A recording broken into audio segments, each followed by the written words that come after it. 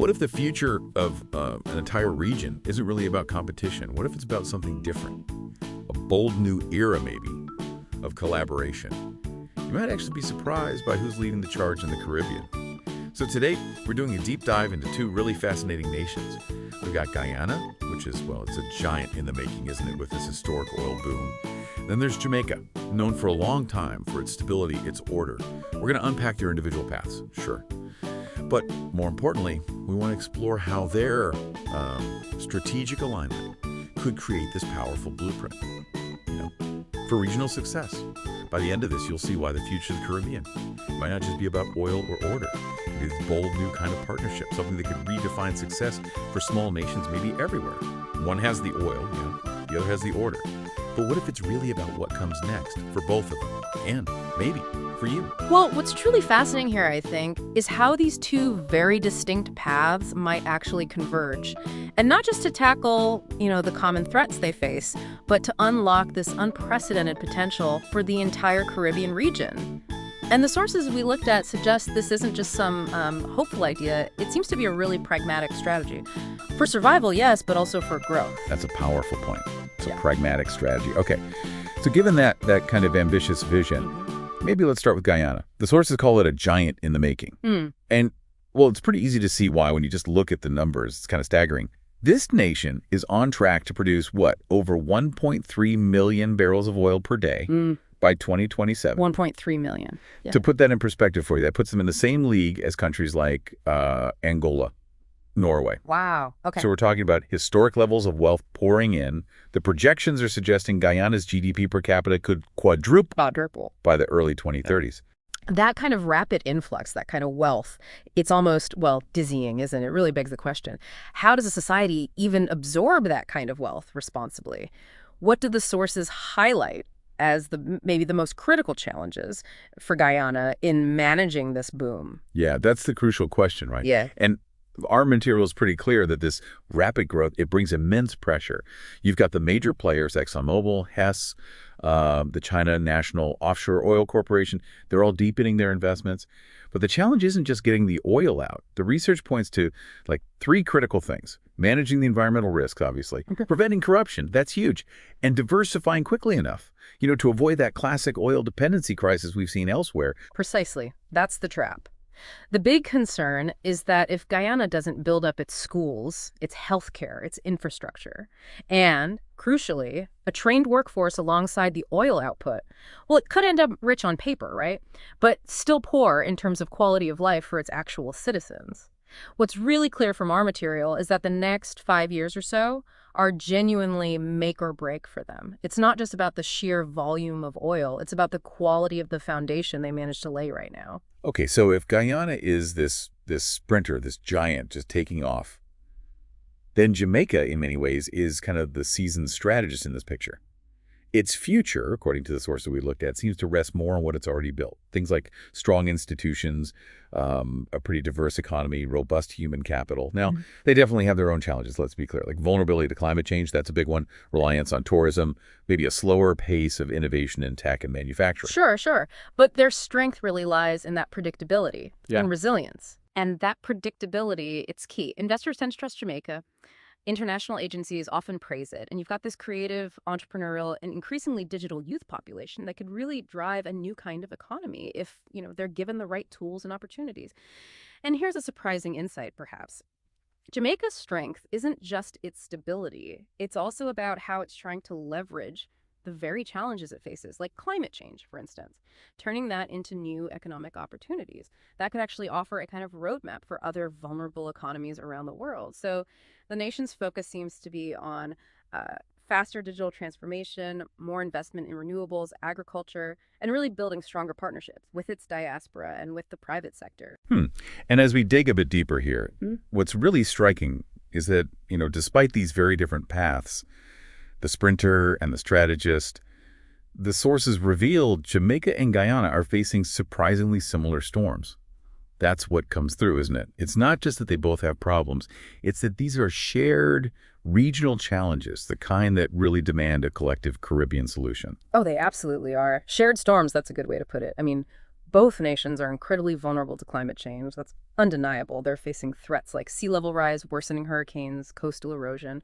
Yeah. Then there's the persistent challenge of brain drain, skilled workers migrating abroad. That weakens local capacity in both places.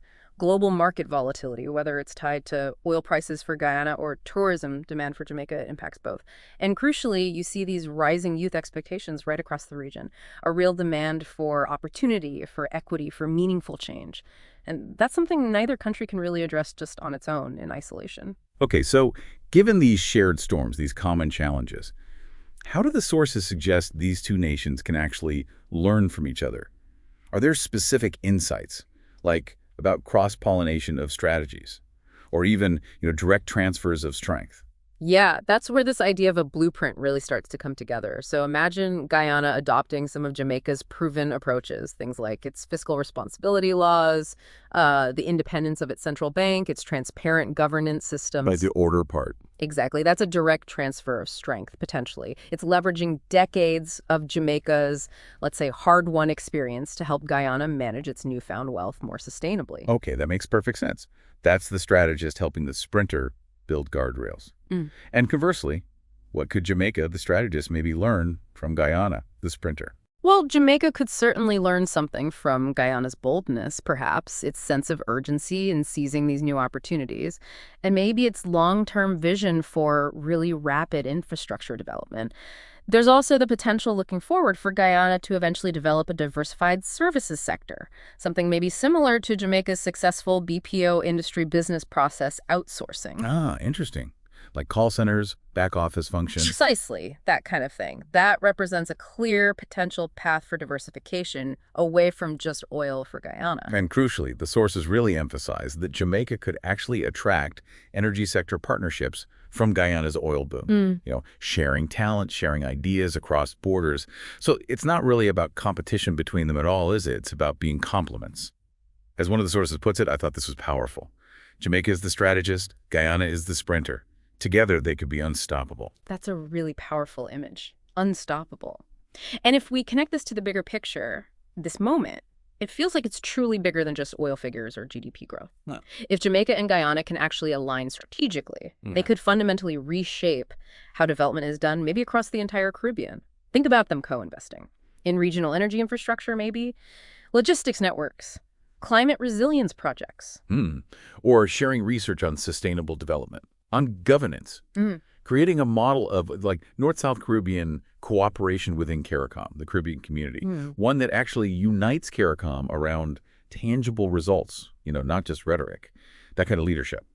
It doesn't just elevate two countries, it elevates the whole region. And it kind of tells the world the Caribbean isn't just, surviving, it's evolving. But this raises a really important question, doesn't it? Who actually builds this future? Our sources are pretty clear on this. It won't be built by government policy alone, not even close. It needs people. It needs engagement. And that absolutely includes the millions of Jamaicans, Guyanese, and other Caribbean nationals living abroad, the diaspora. Right. You mentioned the diaspora earlier as the X factor.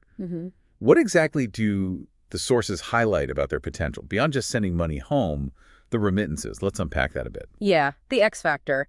It's more than just the billions in remittances, though that's obviously vital. The diaspora brings this incredible wealth of other things. Technical knowledge, for one, investment capital, entrepreneurial talent, and a really powerful political voice, often in their host countries. Just imagine Jamaican and Guyanese tech professionals, say, living abroad, collaborating, maybe on fintech platforms specifically designed for the Caribbean region's needs. Or think about diaspora chambers of commerce jointly funding climate adaptation projects back home. Or Caribbean creators actually owning the platforms they use, not just providing the content, that kind of diaspora power. Yeah, it really could be the X factor in creating this shared future. It's about leveraging every single asset available to the region, both on the islands and off. Exactly. It's about shifting that whole narrative, isn't it? From brain drain to maybe brain gain, or even brain circulation for the entire region. Okay, so we started this deep dive talking about, oil versus order, comparing Jamaica and Guyana, these two nations on these two pretty distinct paths. But maybe the real story here, maybe it isn't about who's ahead right now or who's winning in isolation. Maybe the real story is actually what happens when both countries win together. And that collective win, as our sources seem to describe it, it sounds a lot like a kind of Caribbean dream. Yeah, Caribbean dream.